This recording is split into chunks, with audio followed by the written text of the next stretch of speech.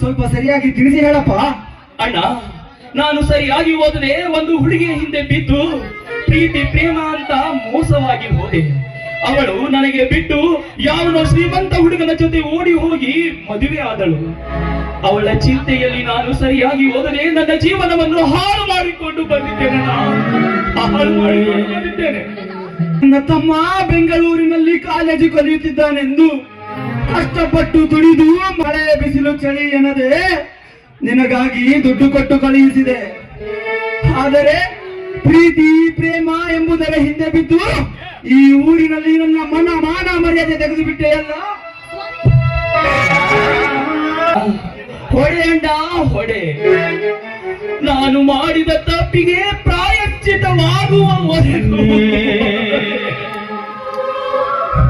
ನನ್ನ ತಮ್ಮ ಓದಿ ಒಬ್ಬ ಒಳ್ಳೆಯ ಅಧಿಕಾರಿಯಾಗಿ ಬರುತ್ತಾನೆಂದು ತುಂಬಾ ದೊಡ್ಡ ಕನಸನ್ನು ಕಂಡಿದ್ದೆ.